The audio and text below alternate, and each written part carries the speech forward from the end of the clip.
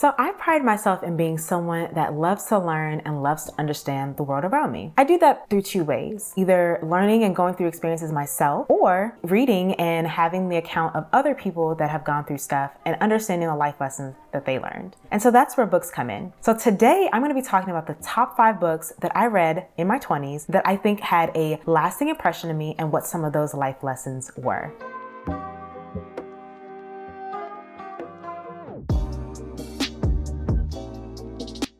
Hey guys, I'm Adanna, and on this channel we talk about all things stories and self-care.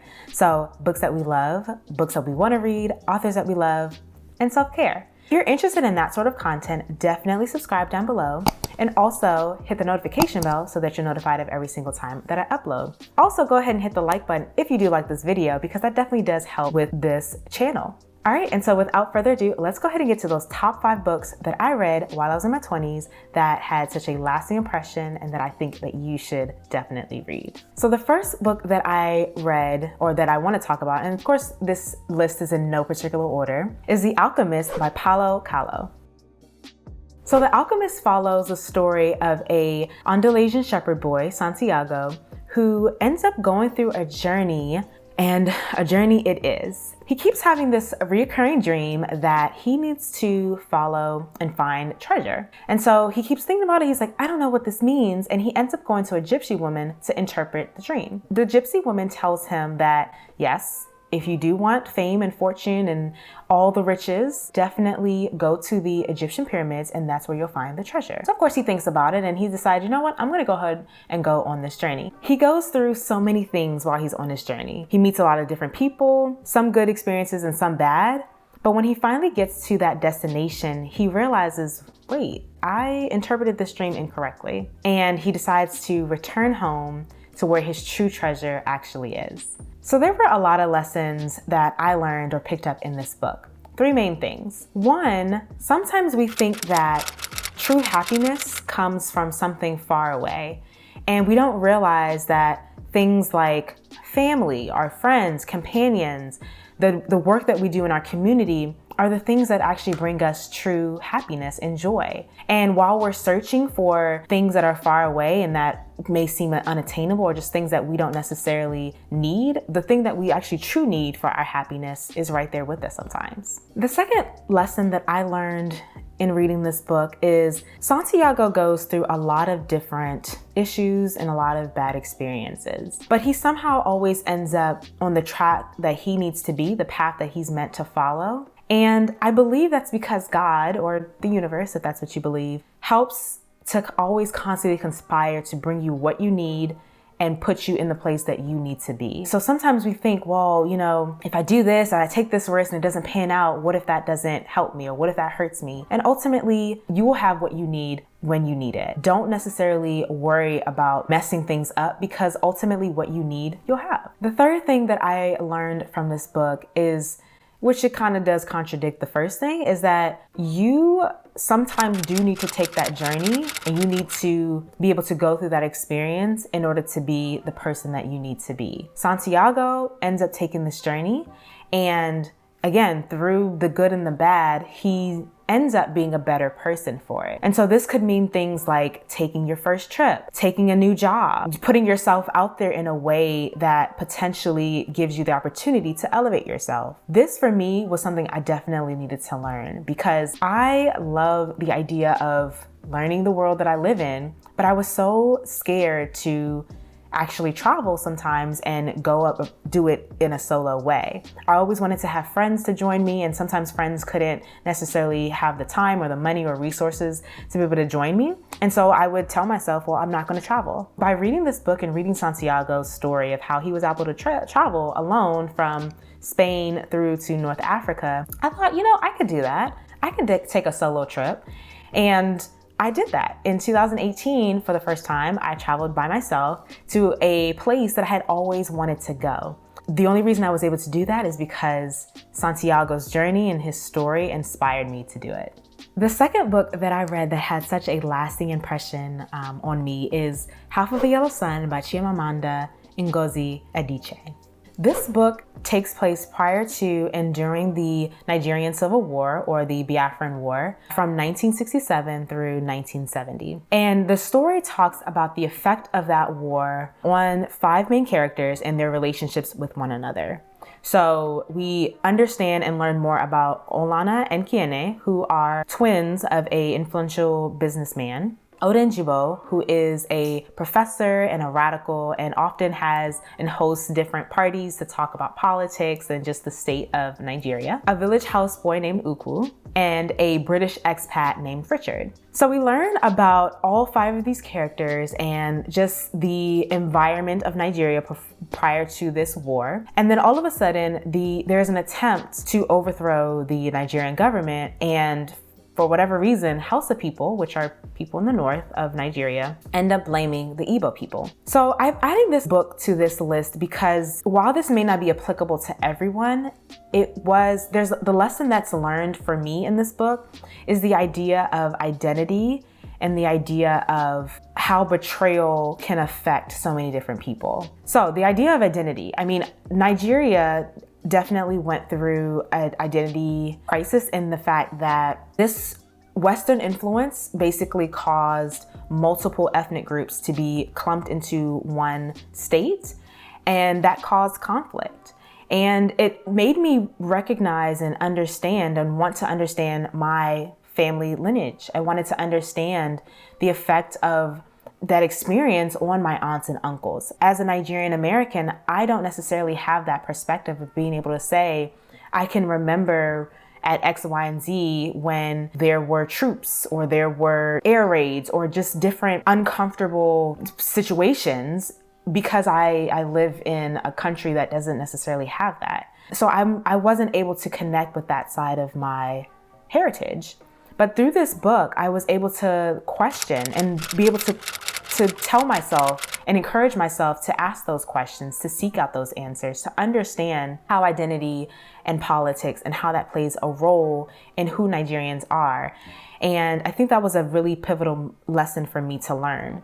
Now, if you're not Nigerian and if you don't have a sort of tie to Nigeria, I think this book is definitely helpful for you if you're looking to understand how Western influence can affect countries for good or for bad. So if you're looking to understand Western Africa, specifically Nigeria, and how that war really affected those people, I think it's a great book for you to be able to kind of get that deeper understanding of how that works and how that affected people. The next book that I read that had such a lasting impression on me is Eleanor Oliphant is Completely Fine by Gail Honeyman. So this story is narrated by a protagonist, Eleanor, who is academically intelligent, but she is completely socially awkward, and she just lives a very solitary life. She doesn't really have any friends, and she just really doesn't try to deviate from her routine. She even goes as far as to eat the same meals on certain days, and then also always has 2 bottles of vodka by herself every single weekend. So not considering that she has a problem, she actually puts the blame on other people and says that they have underdeveloped social skills. But everything changes when Eleanor ends up meeting Raymond, who is a coworker of her that works in the IT department, and together they end up saving Sammy, an elderly man who has fallen in the street. And the 3 of them actually are brought into each other's lives and help bring the others out of that isolation that they didn't even realize that they had. So along the way, Eleanor actually realizes that she's not actually fine, but through love and compassion and friendship, she'll eventually be fine. So what this book actually taught me is a couple of key things. One, the importance of mental health and the importance of therapy. By the time we're in our 20s, that is the first time that we've actually are able to be accountable for our own behaviors. We often get to our 20s, and a lot of us don't necessarily have outside influence other than our parents and grandparents in our community. And sometimes we go through experiences that by the time we get to our 20s, it's so ingrained in us, and we don't necessarily recognize that maybe this isn't the way that I want to live, or maybe I shouldn't have had this experience. And the importance of re-examining our past experiences and understanding how that has made us as people. This book definitely highlighted and showed therapy in such a great light that it made me realize that, hey, there's some experiences that I have gone and I just had thought, oh, that's just normal. When in reality, maybe that wasn't normal, or maybe that wasn't the best way for me to experience that particular thing. Or maybe I just need to talk to someone to make sure that that the experience that I had is something that I can continue to live with or to work through and get past. I think the important lesson is that, one, therapy, it can be beneficial and it doesn't have to look super scary. And two, through Eleanor being able to connect with Raymond and then also Sammy, she realizes that she is worthy of love. She is worthy of friendship. She's worthy. That is a huge lesson that I think most people need to understand, whether they learn that earlier in life or later. They are worthy. And this is a great book that kind of showcased how you can get yourself back into a place where you're able to be compassionate, you're able to connect with other people, and you don't have to be socially closed off from people. The next book that I read that I think has a really great story and a great lasting impression on me is The Magic Strings of Frankie Presto by Mitch Albom. So this book is I loved reading this book. So it's a story where every single child is given a gift. Some children have the gift of movement, some children have the gift of words and writing, and some children have the gift of music. And so Music, who is narrating this story, has blessed Frankie Presto.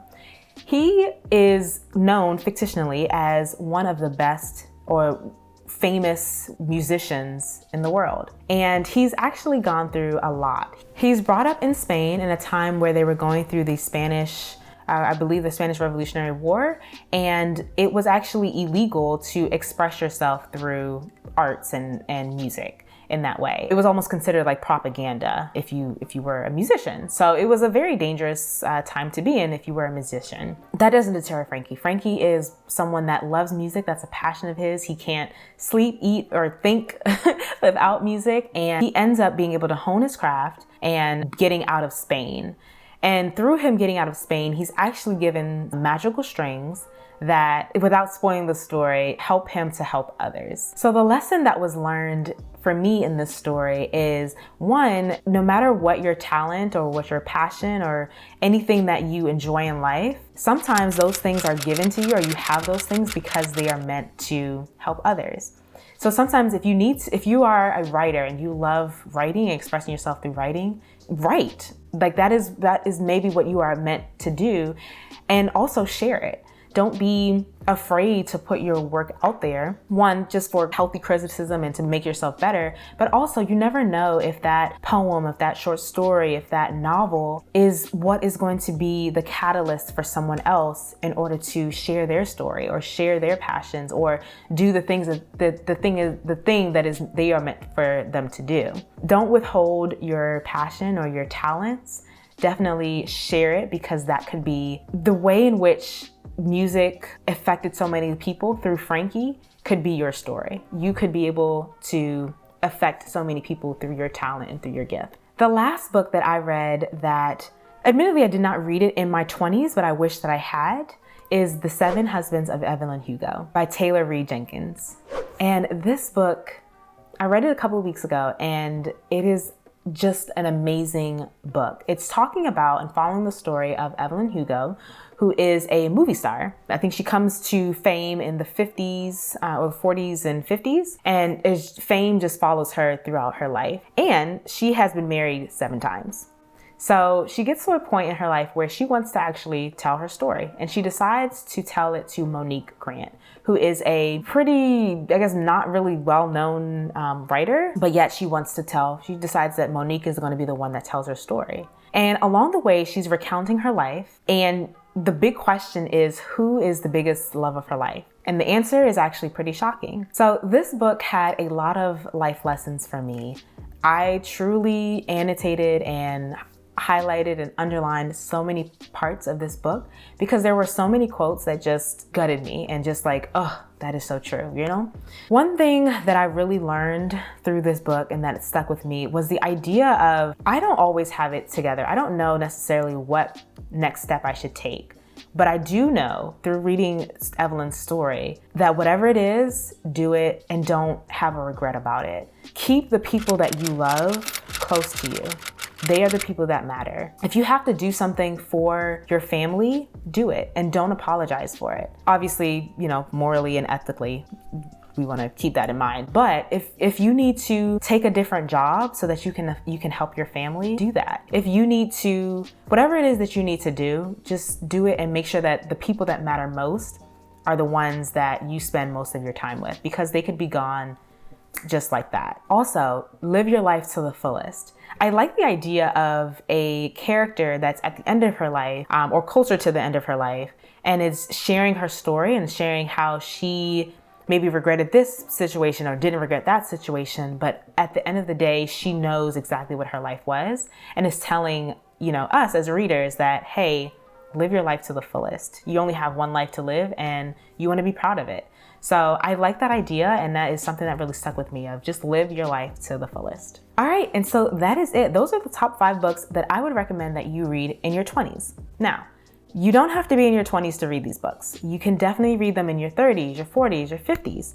I think that there are lessons that are in those books, and either you can read them and experience that lesson whenever you need to, or if you've already experienced that lesson, you can think fondly about that time in your life. And it's just a great little walk down memory lane with reading that book. Like I said, I think that these are really fantastic books, but let me know, what do you think? Are there any books that you read while you were in your 20s or at any point in your life that you think is helpful for someone to read in their 20s? What is that book for you, and what was a lesson that you learned? I'm really curious to know what you guys think. So that is it for today. Definitely subscribe down below if you have not already. Also hit the notification bell so that you're notified of every single time that I upload. And definitely hit the like button if you liked it. I really think that we want to be able to push this channel in front of more people, and by hitting the like button, that definitely does that. I really hope that you enjoyed this video, and I'm looking forward to making more in the future. So I will leave